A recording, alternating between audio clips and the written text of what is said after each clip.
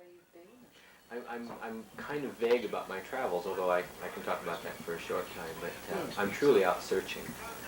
So that sounds a little strange after all. 23 to 2 on 1278 3AW.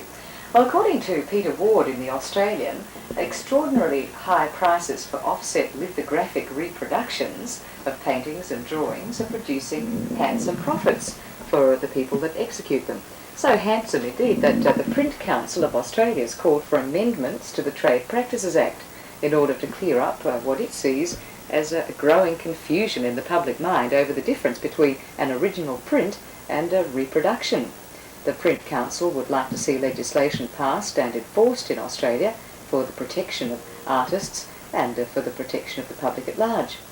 In Melbourne at the moment is an American printmaker and lecturer, Bill Ritchie, who lives in Seattle, Washington, and he's my studio guest today.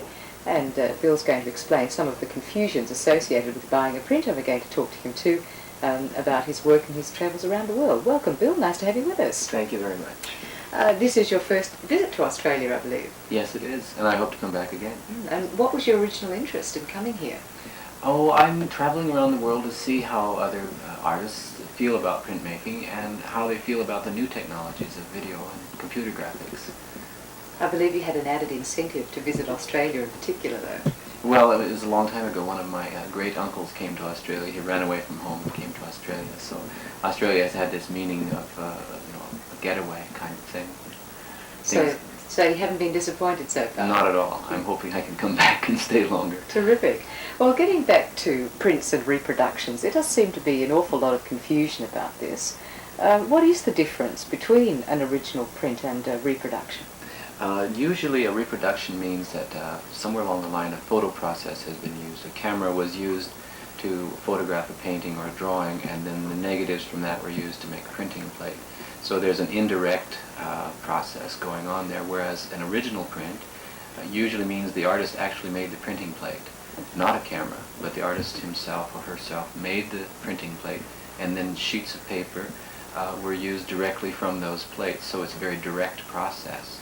And is there any way that the layperson can tell the difference between a print and a reproduction? It's not easy. Sometimes a magnifying glass can help. If you put a magnifying glass on the print in question, you'll see no trace in an original of any photomechanical dot screens or any kind of strange-looking mechanical textures.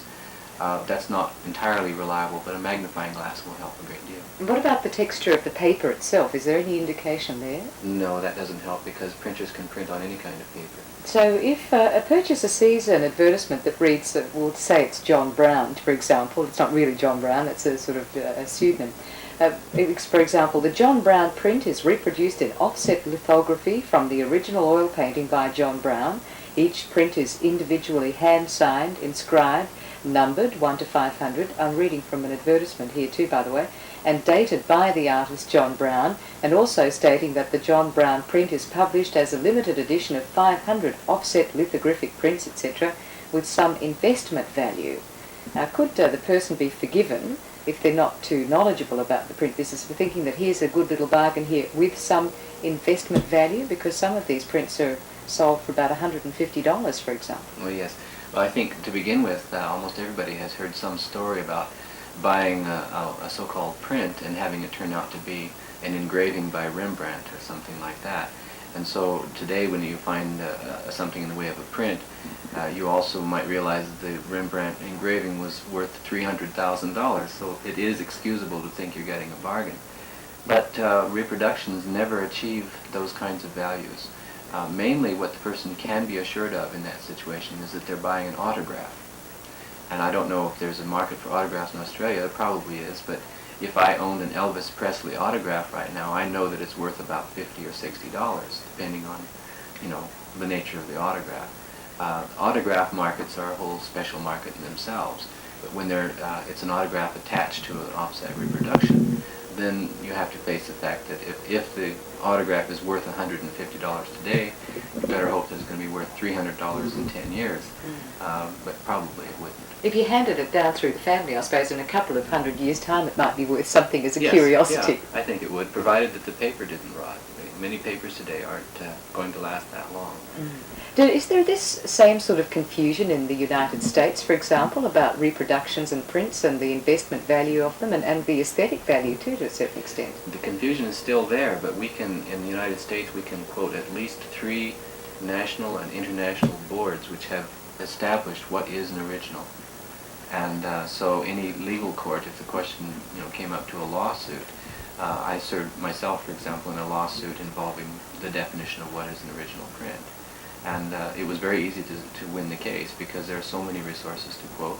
And also in 3 states in the United States, New York, Illinois, and California, there are laws which make it a misdemeanor to say the wrong things about what it is you're selling. So in the meantime, Australian consumers ought to be fairly well aware when they buy an offset lithographic reproduction that it's certainly not going to be a very good investment and it's certainly not worth very much money. No, I think the safest thing is if your mind is on investments and not art or the quality of the reproduction, then you should talk to your investment consultant, your banker, or anybody, the same as if you were going to buy some real estate. You should talk to the real estate people and say, is this land going to improve in value or not? If you're thinking investment, go to an investment consultant. But don't rely on your own, mythical kind of notion that you're going to suddenly have a lot of money in 10 years. Well, looking at real prints, that is prints that are actually made by the artist, you have visited several countries to see how printmaking is done there. Have you seen anything of it while you've been here in Melbourne or in Australia? Yes, we've been looking every chance we get at originals, and frequently we've been in the homes of the artists who made the prints. And I think getting back to this idea of investments, the wisest investment that collectors can make now is the purchase of prints by unknown artists who are not yet famous or who may never be famous. But when you cultivate your appreciation for original prints, you'll find that you can find beautiful prints for $30, $50, and they are hand-signed, they are handmade, and there may only be 10 or 20 or 30. If you're timid about buying prints, you can join a club. For example, the Print Council of Australia has a membership program, and simply by joining, you're guaranteed to have a print, and that print has been commissioned by a knowledgeable board of judges, and so you're really in very good hands in that case, and you have a terrific variety to choose from, and it's for very little money. And the investment value of that is at least certain as far as the quality of the work. The paper isn't going to change color. You can be sure that the person put a lot of work into it, so you really have something that's virtually handmade. Talking about all the work that artists put into making prints, we've more or less said how they make lithographic reproductions. It's an actual photographic process. But what are some of the methods that artists use to make prints? Well, they still use etching and woodblock. They use some new forms of stencil printing and screen print processes, and lithography. But most of those are direct processes. In fact, some artists even invent new techniques to facilitate the image, the kind of image they want, or they'll combine woodcut and etching together to achieve a certain effect. Printmaking in that sense is very much like painting, insofar as you have to come up with the right combination of paint and sand and sticks or whatever it is to get the effect you want, or a certain tool, to shape the surface. In printmaking, the person with about 6 months or a year's experience in the techniques and the crafts can virtually invent the method that's suitable to their idea.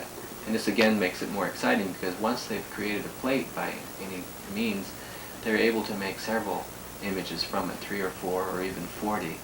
And every one of those is a labor of love in the sense that they've really put their hand into it and made it work. I'm not saying there's anything wrong with the photo reproductions and the offset processes, because artists, including myself, have gone to these processes and worked just as hard on those plates. But we don't use a reproduction process as such. We don't use cameras to make the image and translate the image. So we're not interested in speeding up the process, and we're not necessarily interested in massive numbers. Well, actually, a friend of mine gave me a lovely print that he'd carved from cardboard, and that was really magnificent. Cardboard print. So there's plenty of scope for using all sorts of materials. Well, you're a printmaker of some renown in the United States, but you're also a professor and a lecturer at the University of Washington in Seattle. What do you lecture about? Only printmaking or other Primarily printmaking, but I'm able to combine printmaking with video in some of my classes. And a few of my students have started to use computer graphics. And what I generally teach in my printmaking classes is that the history of printmaking shares something with the history of television and computer graphics. So whenever it's possible, I use the new technologies to sort of vitalize, renew the interest in the old technologies. These processes like etching, for example, are difficult to learn and not immediately rewarding, but when the student feels that they're participating in an ongoing history, not something that's sort of a dead craft, but an ongoing living history, it can be very exciting, and that's what I try to teach. And you're here on sabbatical leave at the moment, and you've brought your family with you. Do you always take your family with you when you go overseas? No. No, that wasn't possible. I had a sabbatical 7 years ago, but I didn't have the money. We decided, since our family was just the perfect age, and I was undecided as to which parts of the world to travel to on the sabbatical. We got it all together and decided to go all the way around the world. And so we took our daughters out of school, and we brought a woman with us who's acting as their tutor.